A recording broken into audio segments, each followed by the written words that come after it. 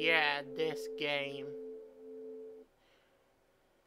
And let's just get started. You know, I have no idea why the buttons in this are being stupid. I press the same button again instead of making a bunch of A's, it just enters. Yeah, Super Castlevania 4. This is literally the very game, or one of the very games that was gotten with the Super NES, at least in my case. So effectively, this was one of the very first Super NES games I played. It's also the very point I truly got into the idea of playing Castlevania games. Back during the NES days, I was young and I'm not even sure if I played much of the first Castlevania at all.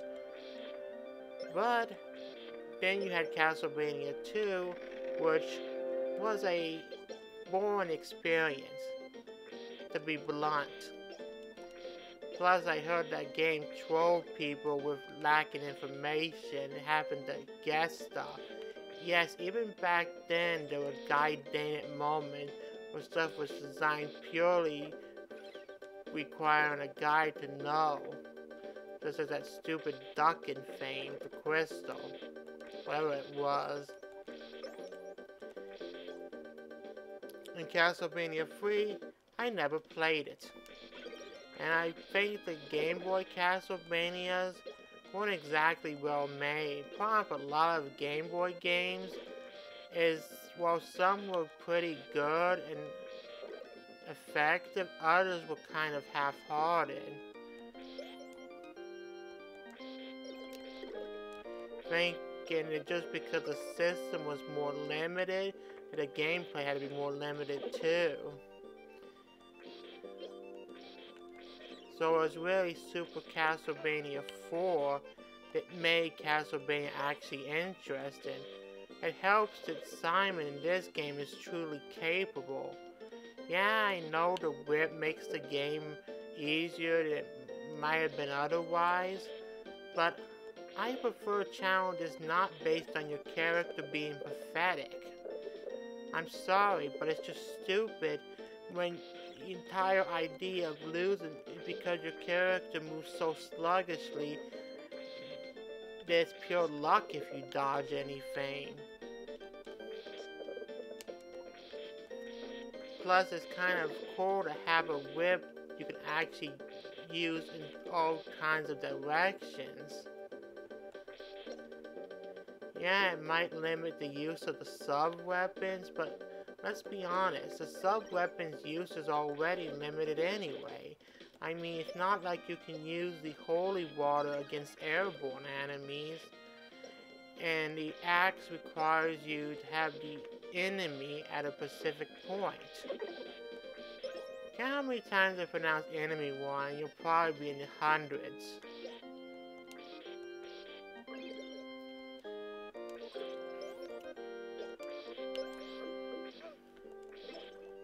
Now, there are some Castlevania games where the Belmont actually can switch between the sub-weapons at will. In those games, it kind of makes sense to limit the whip since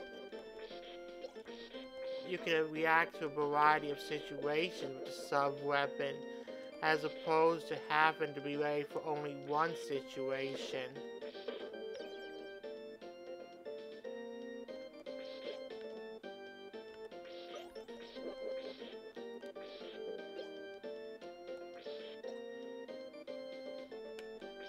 It's kind of interesting how smoothly Simon's moving compared to Richter in the PSP Castlevania that I played, the remake of Rondo of Blood. So that'd be a thing to figure out how many Belmonts move sluggishly versus how many actually move normally. Which ones have lead?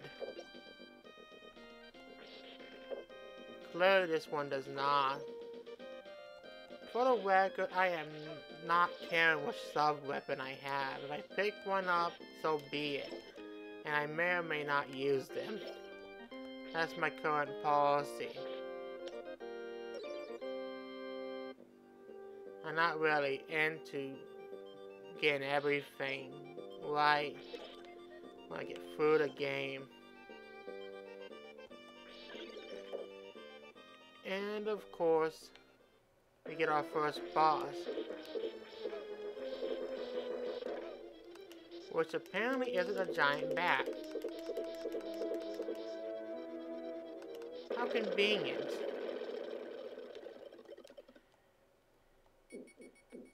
Now, as people know, this is a remake of the first Castlevania game.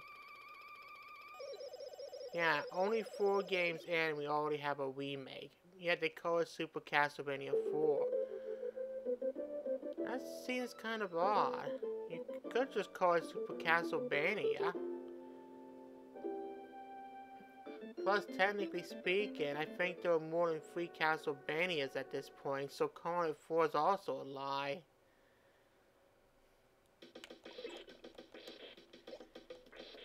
Yeah, one thing I noticed is your hearts reset. So if you're at a boss, you might as well spam them.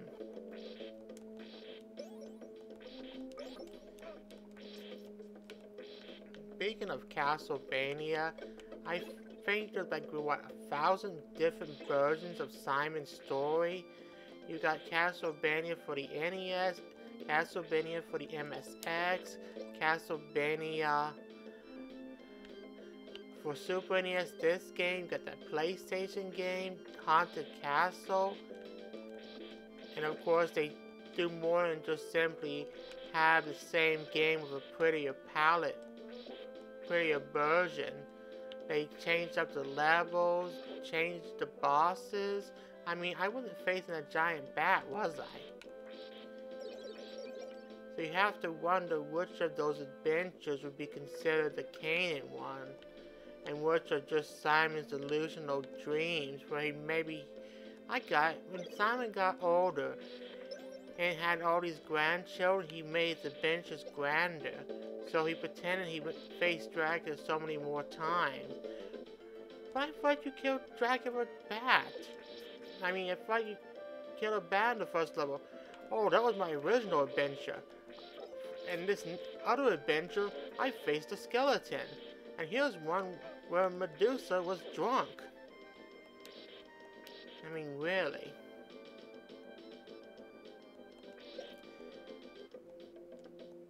I never played the MSX version of Castlevania, and I don't think I've played no, I have not played Haunted Castle, but I've been trying to play Castlevania Chronicles for the PS1, and that is not a good experience at all.